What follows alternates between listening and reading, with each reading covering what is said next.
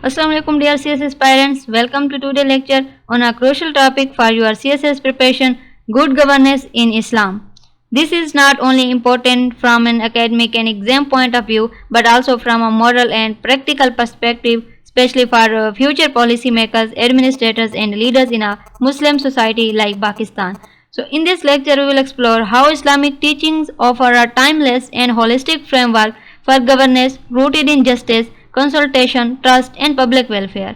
With clear references from the Quran, Sunnah and historical Islamic governance models, we will connect theory with modern day applications, helping you develop strong analytical points for papers such as Islamic studies, governance, public policy and Pakistan affairs.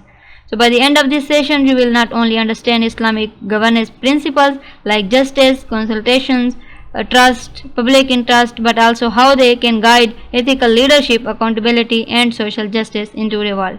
And you will also receive downloadable PDF notes and a Google Form quiz to test your understanding with MCQs, so stay focused and take notes. So this topic can earn you high scoring content in both objective and subjective papers. Let's begin our journey into the ethical, spiritual and administrative wisdom that Islam provides in the field of governance. Good governance in Islam. In Islam, governance is not merely a political or administrative matter, it is a sacred trust. It is founded upon the guidance of the Quran and Sunnah. The aim of Islamic governance is to ensure justice, consultation, accountability, transparency and the welfare of the people. So it is not just a set of laws but a moral framework that holds both the ruler and the ruled accountable.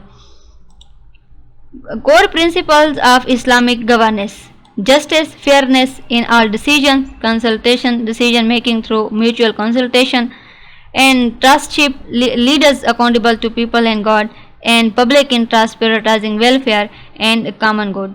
So justice is the foundation of Islamic state. The Prophet Muhammad, peace be upon him, said, "Nations before you were destroyed because they punished the weak and let the powerful go free." So an Islamic ruler must ensure that the law is applied equally to all, whether rich or poor. Then consultation. The Quran states, "And their affairs are conducted through mutual consultation." Prophet ﷺ always consulted his companions before making major decisions, such as during the battles of Badr, Uhud, Khandaq. So in today's world, this implies incorporating parliament, local governments and public opinions into decision-making process. Then trust and accountability. Leadership is a trust. The Prophet, peace be upon him, said, "Every one of you is a shepherd and is responsible for his flock." A ruler must be accountable not only to Allah but also to the people. Then public interest. The aim of Islamic governance is not to seek power but to serve the public good. For example, Khalifa Umar ibn Abdul Aziz always prioritized the public interest over personal gain. Importance of justice in Islamic governance. So justice is not limited to courtrooms. It includes a fair distribution of resources, elimination of discrimination and establishment of social equity. Then consultation, system of consultation. The Prophet ﷺ life teaches us that consultation leads to better decisions in public, builds public trust. In today's context, this principle is reflected through democracy, elected representatives and community level engagement. Accountability and transparency. So Khalifa Umar once said, "If even a dog were to go hungry by the Euphrates river, Umar would be held responsible." Today this means rulers must adopt a system of accountability, transparent policies and eliminate corruption. Now we'll discuss welfare and social justice. Concept of welfare state. An Islamic state is responsible for providing basic services like education, health and employment. So systems like zakat, sadaqah and Baitul Mal ensure equitable distribution of wealth and support for the needy. Good governance traits in Islam. Characteristics of Islamic governance. Rule of law.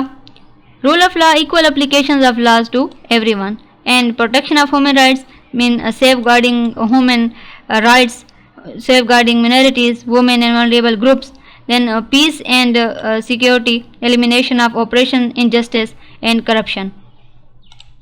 So relevance for Pakistan and CSS exams. So as an Islamic Republic, Pakistan is constitutionally bound to follow Islamic principles of governance, honesty in leadership, safeguarding public interest, and establishing accountability and public interest and establishing accountability can strengthen Islamic governance in the country.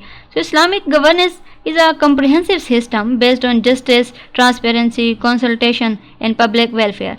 Leadership must be viewed as a trust and accountability system should be strong. Islamic governance is not just a historical concept, it remains a viable model for the modern world. So dear aspirants, as we conclude this important lecture on good governance in Islam, remember that Islamic governance is not limited to rituals or theory. It is a complete system that merges ethics with administration, from the core values of justice and consultation to accountability and public welfare. So Islam offers a timeless, people-centric and morally strong model for governance that is still relevant today, especially for countries like Pakistan. So for your CS exam, you should not only memorize these principles but learn to apply them in your answers to demonstrate deep understanding and critical thinking.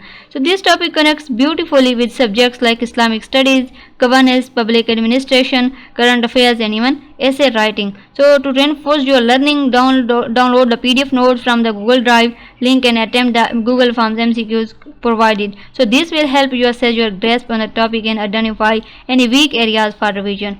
Always remember, true leadership and governance in Islam is a sacred trust. It demands honesty, humility, service, and justice. So these values are not just exam content, they are the building blocks of a just and prosperous society. So when leadership becomes a trust and not privilege, and governance is guided by justice, then nations rise and societies prosper.